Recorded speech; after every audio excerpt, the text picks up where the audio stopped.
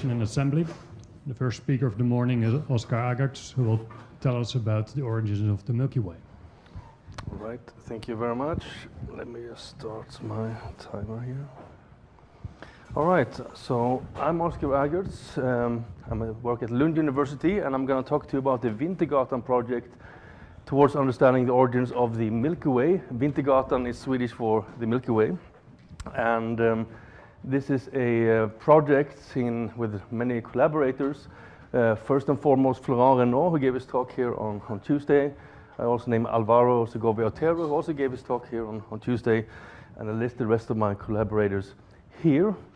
And this is a simulation project with the goals of understanding the way in which disk galaxies form, but even more in detail, let's say, or after the more complicated problem, how specifically the Milky Way formed, which is not so easy because it's a single galaxy and we're working on simulations, but I will show you some examples of how we can do this with cosmological simulations like the one I'm showing here.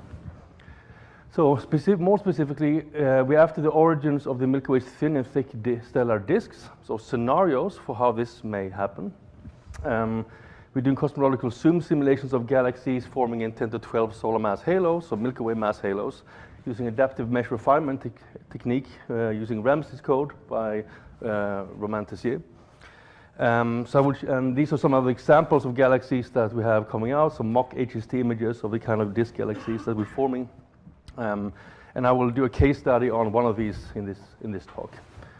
I will also show you some more controlled, isolated experiments that we're doing to better understand the origins of the turbulent ISM in high redshift galaxies. But okay, let's get started. The reason, of course, that we are talking about the Milky Way is that this is where we have very good data on the structure of a disk galaxy. It's our home. The Gaia Satellite has been extremely important in mapping out the positions and proper motions of over 1 billion stars. So this is one of the latest sort of Gaia images of the Milky Way. We have accurate radial velocities and distances for many, many millions of stars. And when you combine these with current and upcoming spectroscopic surveys like Apogee and WEAVE and Foremost, etc., then we also have chemical abundances. So we have a very high-dimensional map of the Milky Way. And we want to use this data then to somehow tease out how the galaxy formed and hopefully also how disks in general form from this. A sort of theorist view of what the Milky Way looks like is more like this. So in broad strokes, we think there are two disks, roughly, in the Milky Way. This should be a thin and extended disk that's kinematically cold. This is quite a young component, so most of the stars are younger than 8 billion years, and it's poor in so-called alpha elements. Okay, so these are the ones that form a core collapse supernovae, multiples of helium nuclei, oxygen, neon, magnesium, silicon, etc. And then there's a thick disk, which is less extended, it's kinematically hotter, older, a remnant of the early universe, and it's then rich in these alpha elements. And all of these things will have to come together to form a picture of disk assembly. Okay, so how we going? Let's go through some of these now to see what we can learn, and we'll start, I think, with the kinematically cold, the kinematically sort of hot components to understand what this tells us. Okay, so this is now the age-velocity dispersion relation of the Milky Way.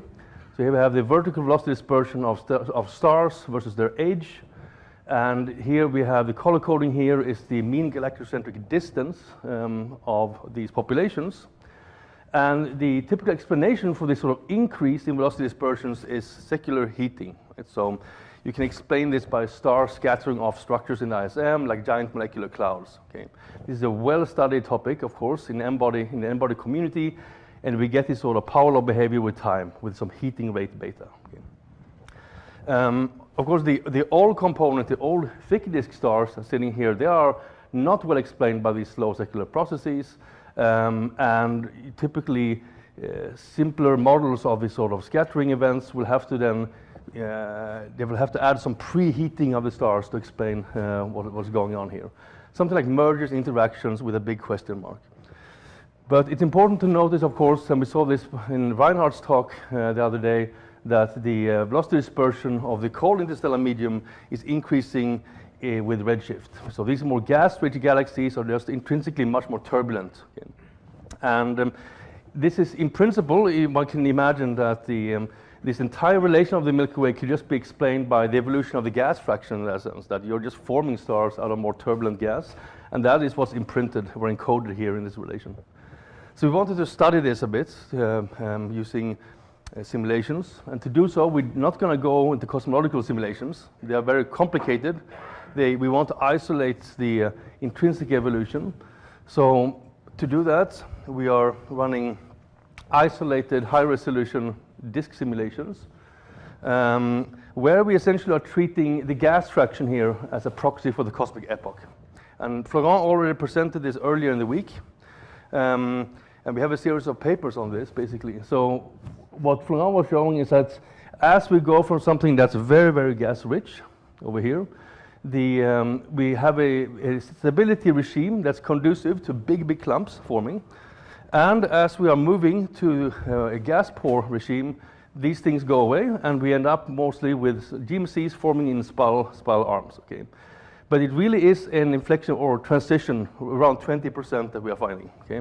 And you can quantify these using multi-component stability criteria to see that these are really a different family of objects compared to the gas-poor ones.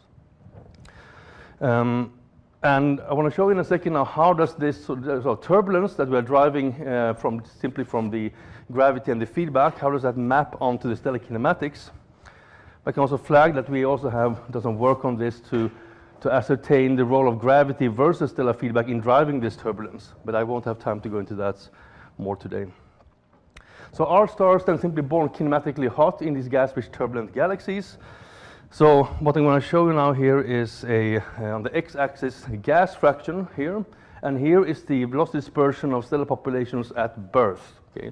So immediately upon birth, what kind of velocity dispersions do they have? And what we find is that these sort of gas-rich systems, velocity dispersions are close to 25-30 kilometers per second, and this is indeed the kind of Milky Way thick disk kinematics that we observe. Okay? So that is, anything else would be in addition to this. This is what you get for free by being gas-rich, more or less. And then we have this interesting transition where once you go below 20% gas fraction, we are moving into the category of Milky Way thin disk kinematics. Okay? So what this sort of gives us is it provides essentially a barrier then, right? The gas fraction is a barrier against thin disk formation. And it must mean, or if we believe these models, it means that the Milky Way must have spent the last 8 or so billion years in quite a gas-poor regime, because otherwise we would have a much more significant contribution of stars to the thick disk. And as a side note to this, there's a similar sort of transition that we observe for the eccentricities of the stars. So, and this is also quite dramatic, right? So in these very gas-rich systems, stars are very rapidly are kicked by these very massive clumps onto highly eccentric orbits, and it's only if we then go below the sort of 20% gas fraction where we can actually have eccentricity distributions that's compatible with Milky Way thin disk. So again, it shows you that the Milky Way cannot have spent a lot of time. It has to have been, well, in a gas-rich regime, it must have been closer to 10-15% already 8 billion years ago. Okay. So that's some interesting line of research, I think. But I want to move on a little bit now to the other aspects of thin and thick disk, and that's the chemistry, okay, of these objects. So specifically this notion that the thin disk is poor in alpha elements and the thick disk is rich, and what can we learn from this? So let's now, I showed you a nice movie in the sort of first slide I had, and I'm going to show you another movie of galaxy formation, but in this sort of chemical plane. So this is now the abundance ratio of alpha elements to iron here on the y-axis, and the metallicity on the x-axis. So these are the stellar metallicities and stellar abundance ratios. And what we expect from simple chemical evolution models is that the galaxies like the Milky Way would feature a sequence like this. So this is like at early cosmic times. we have this high alpha sequence due to core collapse supernova enrichment. The precise position depends on the yields, of course, and the properties of the outflows, but it will mostly be due to core collapse supernovae, and therefore a sort of horizontal relation. As we then go to higher, or go to later times, to type 1a supernovae become important, and we have a greater contribution of iron relative to alpha elements. So this relation should turn down like this. This is also what we observe. Okay, so these are some data points from Bensby et al. In 2014. So we do sort of see this in observations. We observe this to be the case, but we also have this second sequence where the thin disk lives, where we actually then have, for a given metallicity, we have a bimodal distribution in alpha elements. So somehow the galaxy have two sequences at a fixed metallicity. This has been quite a puzzle to explain for many decades. So there are of course a lot of ideas about this. This can be cosmological infor or low metallicity gas. So this is a 2-infor model by Chiappini and collaborators in the 90s. So essentially they envision that there's a lot of gas falling in which dilutes the ISM. So you're moving from a metal-rich system to something metal poor. It needs to be a lot of gas to do this. You have to basically dilute the entire interstellar medium, which is not so easy. Or it can be models where you have radial migration, radial mixing of stars from different regions of the galaxy where star formation is just different. Okay? So both of these, probably a combination of this is what happens, which I will get to in a few minutes. Okay? So, and cosmological simulations of galaxy formation are indeed, would be perfect tools to study this, right? We have all of these sort of mechanisms in these models. So what can we learn from such simulations? Well, the first thing is to sort of look in the literature. What has been done so far with this? And here's really a mixed bag. And this is something where I think simulators need to discuss where we're at with this, because we want to understand if the Milky Way is a typical galaxy or not. Okay? So the first example here I can give is from the Eagle collaboration. So this is Makarov et al. 2018. So here we have 130 L-star galaxies, and they made this plot that I just showed you, alpha over Fe versus metallicity. And essentially only a couple of galaxies feature this bimodality. Okay? And then the claim here would then be that the Milky Way is an extreme outlier. Okay? Something happened to the Milky Way that's very unusual. There's some zoom simulations, so some of the early firework, which also did not reproduce any of these bimodalities in the chemical space. So you had the same sort of high alpha sequence, and then a type 1a enrichment leading to low alpha, and you see the same sort of trend here in this sort of early firework. Then we have suddenly other work by the Auriga collaboration, so Rob Grant and others, where they say that, well, we actually find some of these bimodalities. Okay, it happens in our simulations. 6 out of 30 Milky Way systems had this signature suddenly. And then to make it even more confusing, then we have Tobias Buck and using the Nihao high-resolution simulations, where 4 out of 6 of his sort of Milky Way galaxies feature some bimodality. So this is a little bit everywhere, right? Some see it, some don't. The structure of these trends are just very different between simulations, right? So, which probably means that we're treating mixing differently, outflows, and all these kind of things. So this is something to keep in mind. But in the cases where you form a bimodality, there's again this explanation of some gas coming in. But what I want to do now to you is to show you just a case study of what happens, right? Step through a simulation to show you how can this arise. Okay? So we're going to take now again one of these high-resolution zoom simulations where we do indeed form this, and I will try to go through what this means then for disk assembly. So okay, so what we have now here is the size of a star-forming disk, the cold gas disk. Okay, and here's redshift. And what I'm actually referring to is this. This is the main galaxy that will end up to be a Milky Way-like object. At this epoch here, it's 10 to 10 solar masses, something like this. And it's going to collide with this is now the size here, 2 kiloparsec, so quite a compact star-forming disk here.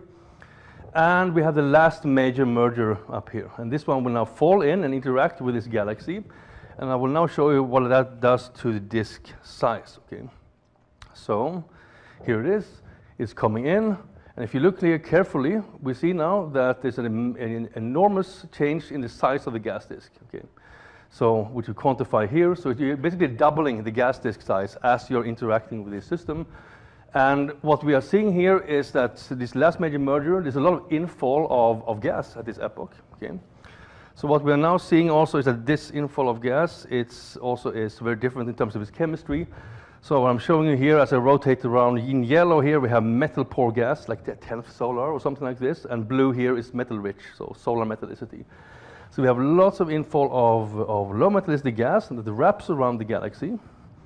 And as we keep evolving, we see that this disk size is more or less kept in place, and in fact it's growing as we go to lower redshifts. And here we have continuous infall, right, from larger scales, thermal instabilities in the halo, stripped gas from satellites, right. So, but it's now, and we now have an efficient engine in place to grow the disk. Okay. And the physics here, of course, is, well, I should first say that this sort of rapid disk growth that we are seeing, we see this in other simulations. It tends to happen around the last major merger when there's lots of infall. The physics in this case then is also that we have this optimal condition for gas accretion because of the infall. It's also rich in angular momentum in this specific case. This is why we build a disk. And there are no more disk sort of spin flips after this. This is the last major merger. So after this, we don't have any more realignment of the main galaxy, which means that we can actually just add angular momentum rich gas in a constructive way. So we're just building the disk. Okay, and in addition to this, there's some more fascinating physics going on here. It's a paper that Florent Renaud and me and others put out, where during this sort of interaction here with the last major merger, which comes around in this way, as you saw in the movie, the gravitational potential is such a way that you can have the tidal field is not only extensive as one would traditionally think, but there are regions where this is fully compressive actually, and so the interaction itself will lead to regions of full compression, and some of those regions are indeed where you first see this disk appear, meaning that the last major merger itself is triggering the disk formation. Okay? So it helps the disk to form, and once it's formed, you can accrete onto this structure, right, and grow it. So that's a little side note, but it's an interesting and important point to make, I think. Okay, so what now happens? Okay, so now we're going to see what is now the signature of this disk formation on the stellar populations that form here, right? So now we're going to show the metallicity age relations. We're going to build up the stellar metallicities here. Here we're going to show this alpha over Fe metallicity plane. And I'm going to remind you, this is a sort of this bimodality that we expect from this sort of toy model that or this sort of cartoon picture I showed before. So let's play this movie. So now this is now the stars are actually forming. Yeah, again, this is a galaxy formation movie of what's happening. A lot of these sort of points and structures here are mergers, star cluster formation, and such things. But now we're going to run this until the epoch of the last major merger. That happens here. That's the time we form this disk. And what happens here is that we then suddenly have this metal poor component appearing. Okay? And this is also then seen over here. So it's at the most metal poor low alpha location. So this is really like the onset, more or less, of a clear bimodality for these sort of Milky Way-like galaxies, stellar chemistry. And then this disk here is not aligned with the old one. So we actually then here have a misaligned, more or less ring here, where we form star clusters in, which over the next billions of years grows more and more massive. And starts to dominate the mass and brightness of the structure. And ultimately, the inner and the outer disk, they torque and align into an extended spiral galaxy. But this sort of misalignment helps to separate the sort of the ISM of these components, meaning that you actually have inner and outer disk formation happening at the same time. Okay? Or you have a thin and thick disk formation happening at the same time, like this here. Okay, so this is This is something, well, just to summarize what we are saying here, this low alpha over Fe sequence then at low metallicities is then a signature of an outer disk that suddenly forms 8 to 10 billion years ago. And it's initially misaligned, but the torques tend to align them over a few billion years. The question then, is this actually what we see in the Milky Way? So again, the picture here is that there's an inner disk formation track like this, and there's an outer disk formation track coming like this, appearing suddenly 8 to 9 billion years ago. And here we have here's some data for the Milky Way. This is now using Apogee and Gaia data. Obviously, ages of stars is a complicated topic, and we have large errors also both on ages, but also on the abundances. But this picture is, and this is now color-coded by the galactocentric distance. And clearly, there we see a trend that's very similar to this, right? We have an inner disk that's forming and has the highest metallicities, and there's an outer disk component that starts to form around 8, 9, 10 billion years ago. And the trend you will see in this chemical plane here is that the inner disk forms in this way here, and you're building the outer disk from the lowest metallicities inwards in this sense, at the same time as you're building the inner disk. So they're forming at the same time. And this is exactly the interpretation you will give to the Milky Way, an inner disk forming in this way, and an outer disk forming as such. And there are more papers that support this notion. And in our interpretation, this is a clear signature, clear signature of the fact that you have a gas accretion event that's very effective to build the galaxy around 8 to 9 billion years ago. And no, but then of course this sounds like almost like a crazy idea, but the secular evolution since redshift 1 is very quiet. Okay, so if you look at the surface brightness profiles or surface density profiles like this, it smoothly builds inside out. So you just smoothly builds this, and you end up then with a spiral galaxy that's very much in line with the Milky Way in terms of its surface density profile. So here we're comparing here to the Milky Way data by Paul McMillan in 2014, and also in line with other local spiral galaxies. And because of this inside-out growth, we can then also, of course, explain why if we separate the surface density into the sort of low alpha thin disk and the thick disk chemistry, the thick disk stars, we can then explain sort of why then the thick disk is much more compact than the thin disk. Obviously, because the thin disk builds later, so it's just more extended. So a lot of these things fall into place. I think it's a very interesting picture to show. The warning then to our simulators is that we don't know if this is anything that's converged, of course, because we haven't gone to higher resolution. But if you go to low resolution, all of these trends just disappear. Okay? So if we lower the resolution to something of previous years' large volume simulations, like Eagle and the earlier illustrious simulations, then we are overmixing the gas, and we don't get this dual sequence, which carries the signature of how the galaxy formed. That's something to keep in mind, and we don't know if this will change even more, of course, at higher resolution. Last 2 minutes, I will just show some preliminary stuff where we want to go with this. So, now we identify this last major merger as an important epoch. What we now want to do, actually, as theorists, is to say what would then happen if the galaxy formed a bit earlier. What is actually the role of mergers with a smooth accretion? Okay, we would like to be able to tinker with this, and what would happen if the last major merger just was heavier or lighter? This is the kind of questions we want to ask, and we can't do that easily in a cosmological framework, because we can't really modify these in an easy way. So we are trying to go about this by using a method called genetic that's developed by Andrew Ponson and collaborators, where we then go back in the initial conditions and we're changing the wave structure such that certain events can be modified. Okay, so in this case, the last major merger here, we can trace it back to redshift of 100. This is the targeted Lagrangian region, and we can change its overdensity such that it has more significant impact. It's more massive, for example. So this is what we're doing. And here's an example of what it looks like in dark matter. So here we have the same initial conditions, in quotes, but we have changed the mass of the last major merger. Okay, so here we have a 1 to 10 merger at redshift 2. Here is a 1 to 2 merger at redshift 2. Okay. So it adds some more control to the simulations, even though they are chaotic processes that, of course, end up happening. But we are now in the process of analyzing these kind of simulations run with similar physics to the one I just showed you. So in a very preliminary way, well, in a very sort of preliminary plot from what we're seeing is that we can then have, by changing the last major merger mass, we essentially can change then the size of the galaxy. Okay.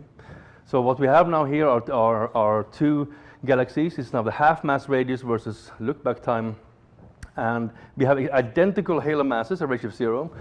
They have, it turns out, almost identical stellar masses, but we are changing the size of the disks dramatically. Okay? And and now the question is, what actually happened, right? We are changing the last major merger by factors of a lot.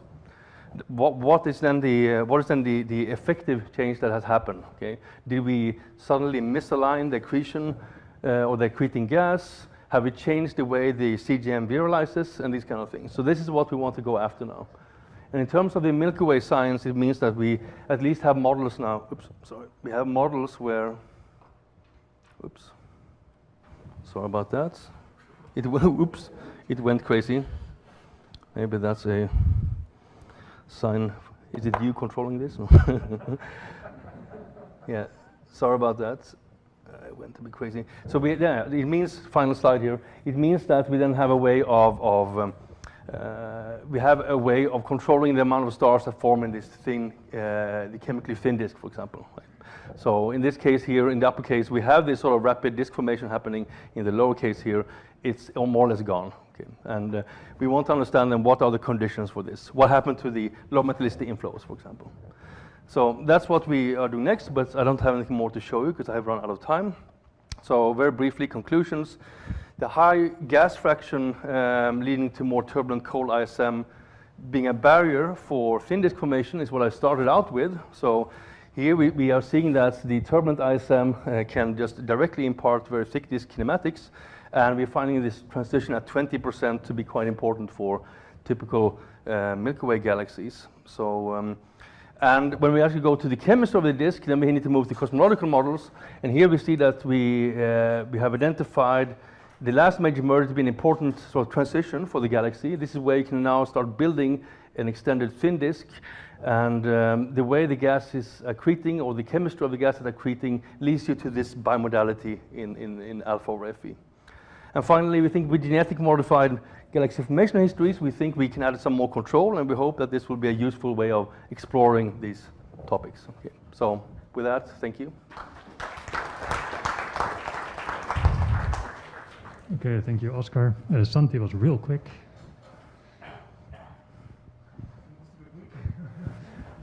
I have, in fact, two questions, very short, probably, or unrelated. Okay.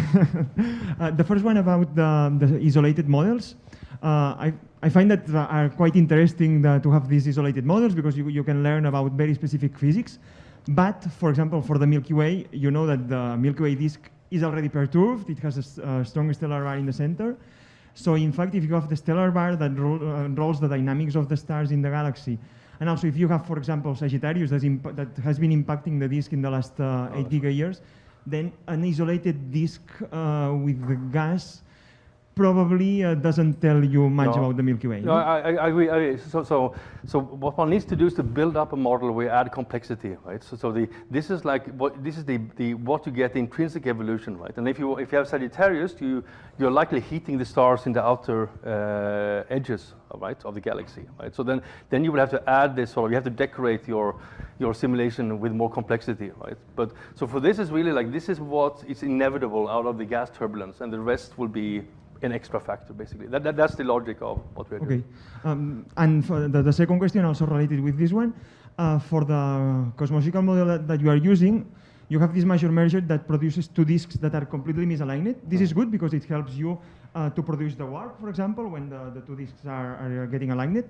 But to have a very misaligned disks also provokes that many stars end up falling inside in the inner part of the galaxy, and this destroys the bar and doesn't allow you to generate the bar. And that's probably you have no bar at the end of the simulation. That could be, yeah. I mean, this is one, yeah. And on the bar topic in general, I would just say that this is also problem nowadays for these sort of high-resolution simulations. We seem to not be able to form bars as effectively as we did, efficiently as we did 10 years ago in these simulations. And very, very fast, the last thing, sorry, about the alpha versus iron. From the works by Misha Highwood in 2016 and also Moore and collaborators 2019, we already have a more or less a star formation history for the galaxy, and we know that there is a star formation peak at 6 gigayears due to the first impact of Sagittarius galaxy that affected all the disk and in fact produced probably the thin disk. So maybe introducing another satellite at about 5-6 gigayears can help you to produce the thin disk abundances. Okay, interesting. Okay, thanks. Maybe the next speaker can set up. We'll take another question.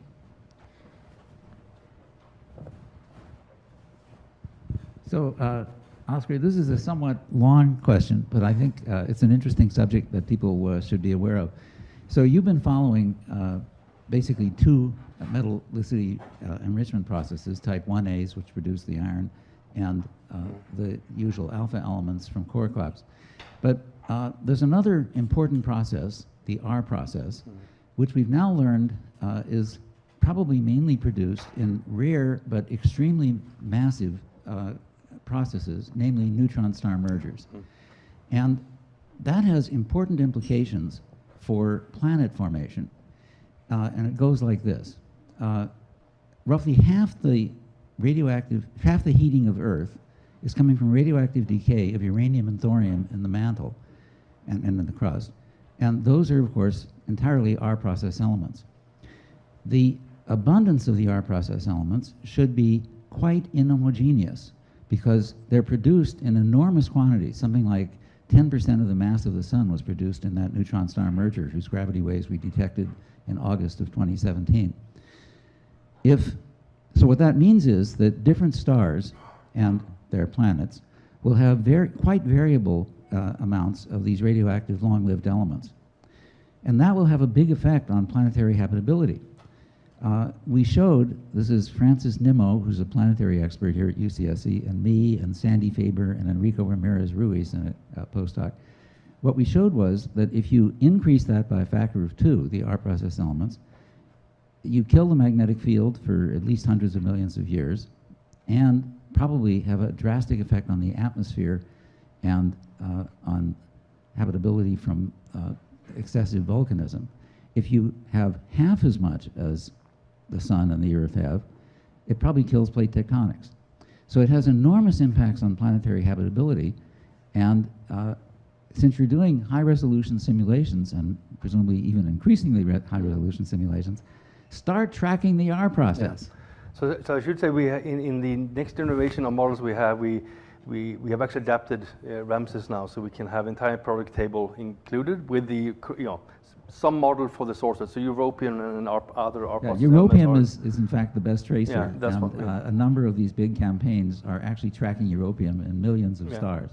So we are improving the point on is this that the evidence is also being accumulated to test the theory. Yeah. So this is, and because of the impact on planets, which of course is another very popular topic, this is something that people should really be aware of. Yeah, I think so. It's a really interesting comment. Thank you, Oscar, Yeah, again. thanks.